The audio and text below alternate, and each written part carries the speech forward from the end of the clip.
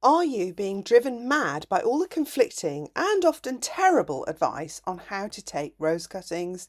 Then this video is the antidote for you. I'm going to simplify rose cuttings for you and show you what consistently works for me. So let's just kick straight off with what you need to take a rose cutting. You will need a healthy rose plant with lots of buds or spent flowers on them, and some clean sterilised snips. I've just sterilised mine with a kitchen spray that has a bit of bleach in it. We need some clean, sterile, preferably compost, or at least healthy compost. So compost that has no obvious mold or disease in it, or bugs. If you don't have compost, don't rush out and buy some, because we also have another method too where compost is not required. I do not use rooting hormone, and I will cover why as we progress through the video.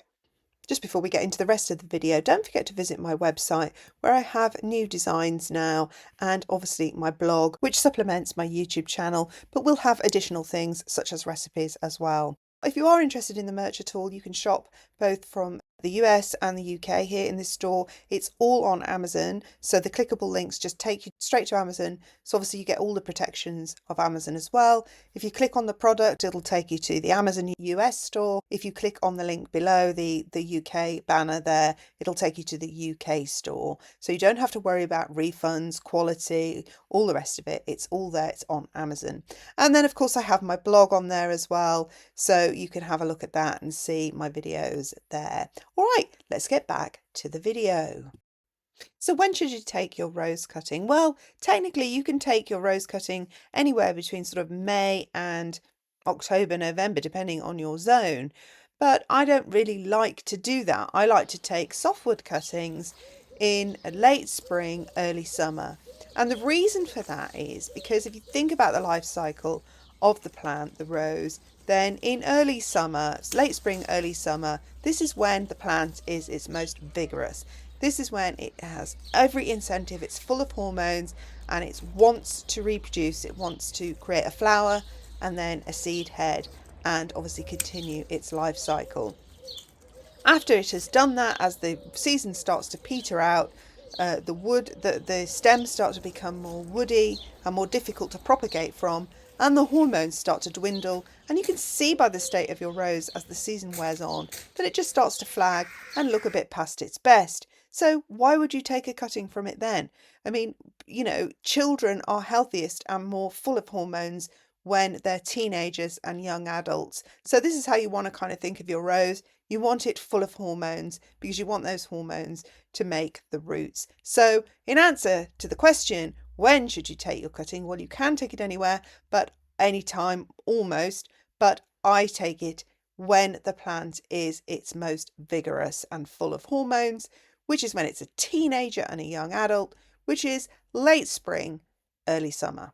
Maybe should have explained at the beginning of the video why you take cuttings. Well, you take cuttings to propagate the rose so that you can get more of the same rose that you like and maybe put it in a different part of your garden. And here's an example here of a cutting I took last year of this white soapy rose. I love this little rose, and I thought it's so attractive on the side of the pathway here that I kind of wanted one on the opposing side of the pathway. So I took a cutting of it, and here is the baby plant this year side of this path here, so I took a cutting. So that's really, if you're just low-key gardener and you just want a repeating pattern, or you just think that rose needs to be repeated over there, or I just need to fill that gap there, then this is the perfect solution for you. It would work. I mean, you could do it on a commercial scale, but we're not commercial growers, we're just gardeners, and so this is how you get your roses for free. So let's move on. So to take the cutting, so you're looking for a nice stem. And again, there's more conflicting advice. Should you do it before the bud, before it's flowered, or after it's flowered? Well, I'll tell you, it doesn't matter. You can do it before it's flowered with a nice bud, or you can do it after it's flowered, because both those stems will still be full of hormone, because the hormone is rushing up to produce the bud, to make the flower, to make the seed. So even after it's flowered, that hormone is still continuing up the stem to make the seed pod. So either of those stages, as long as the plant is full of vigor, it doesn't matter if it's before it's flowered, as long as it's got a bud on it, it's got to have a bud on it. before it's flowered or after it's flowered is up to you. Now, after it's flowered is a good time to do it anyway, because you do have to deadhead roses to keep them flowering. So you might as well take a cutting while you're at it. So you want to find a nice new stem. It's about pencil thin and it must be stiff. So it must be really well hydrated. So you can, if you live in a really hot climate, you might want to think about doing it in the morning or the evening when things are cooler, and have a jar of water to hand to put that cutting straight into, to make sure it stays hydrated, because the enemy of any cutting actually is for it to dry out and dehydrate. All right, so you selected your branch and now you need to use your sterile cutting, whatever those are, pruners, secateurs, whatever you want to use, to cut yourself a nice long stem. Ideally, you want your stems about 8 inches, but sometimes they are shorter, and you just sort of plant them in a shorter pot if that's the case. But ideally, you would like a nice long stem, and you could maybe take 2 or 3 cuttings from that one stem. So when you have your cutting, before you strip it or anything like that, you want to take a cutting. So it's the first one was below a leaf node, and then you want to take the next one just above a leaf node, just leaving the top leaves, and then stripping all the leaves below and the thorns. And then that's going to be where your rooting comes from, but you still need the leaf for photosynthesis, etc., and for energy. The stem, the cutting is going to still need to produce some energy to keep the plant alive.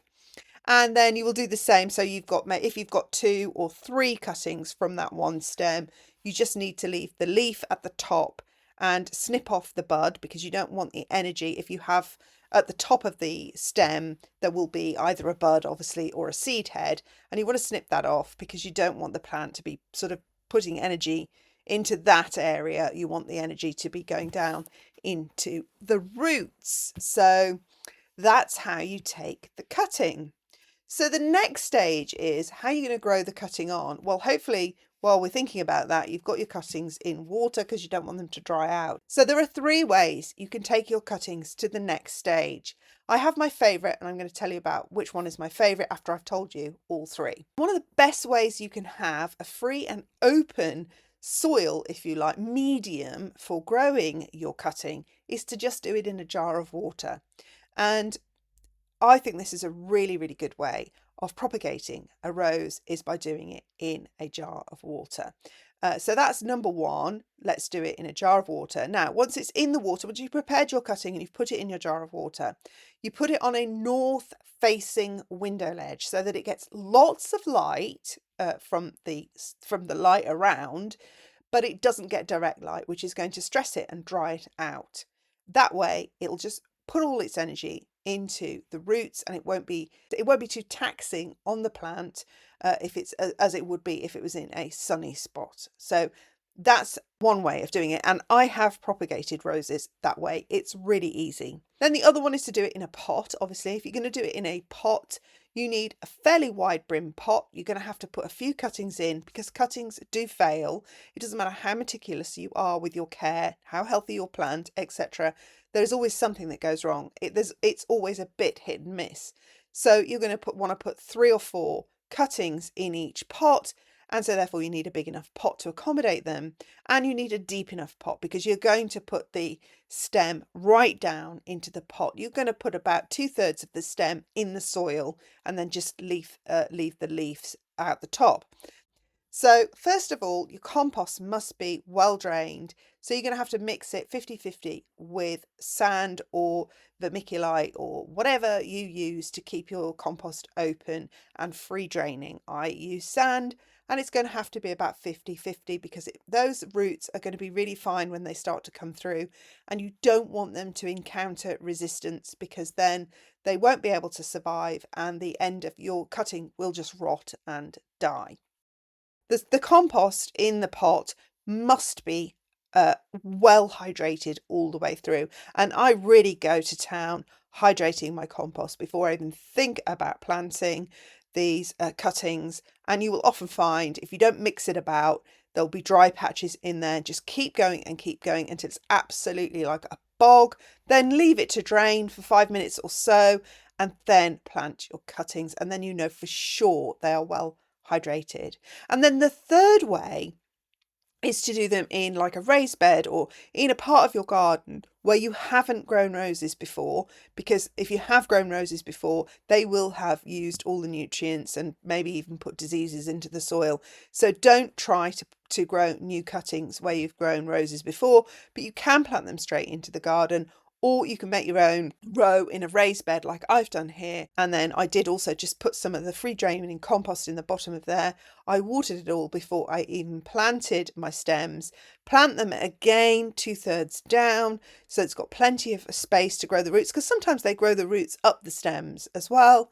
And then backfill it and water it in again. And that is how I did those. Now, of the 3 varieties that I have done, I have had success growing them in pots, but I have most of my success growing them in water, in the jar of water.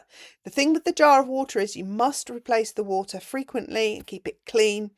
And you must pot it on as soon as you've got a decent set of roots there. They don't have to be massive and extensive, but as soon as you've got some of those fibrous roots, you have to pot it on, because by then being in water isn't going to be enough for it to sustain it. And you'll start to notice the longer you keep it in the water after the roots have developed, the leaves will die. So you need to get them out there, and you need to get them out into a pot, into soil, compost. Now, the other thing is, because you're doing them and it's going to be the height of summer imminently, if not already in your area, you need to keep these cuttings out of full sun. They're just going to dry out too quickly, and they are never going to survive that level of stress and heat and dryness.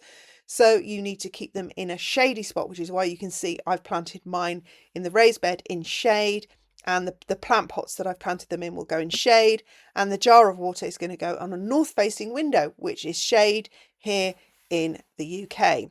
So that's what you have to do to protect them as they develop those roots, and water them every single day. If they dry out even once, forget it, which is why the jar is such a good method, the jar of water. After about a few weeks with the jar, you'll be able to see. With the ones in plant pots, it's more difficult to tell. You can leave them for a good couple of months in the pots, because they've got enough room to grow roots over the couple of months. And then you can test them, and you can just gently tug at them. And if it comes out, then it probably hasn't got any roots anchoring it, so it's probably just going to die. Or you can leave it in there for longer. If it tugs, if it doesn't want to come out, then the chances are it's got a good root. But the other advantage, of course, is growing them in water, is that you can just see that it's got a root. Now, with the water method, once it has a root, a decent sized root, maybe 2 or 3 fibres, about 1 inch long, you really want to get that planted out, because at that point, the water isn't going to be sufficient for them, and they will need to go in soil. And then, of course, you will pot them on and grow them on as you would any other plant. And again, remembering to keep them moist and to keep them shady even till they're quite well established. This cutting I took last year here has really only just gone out into the sunshine this spring.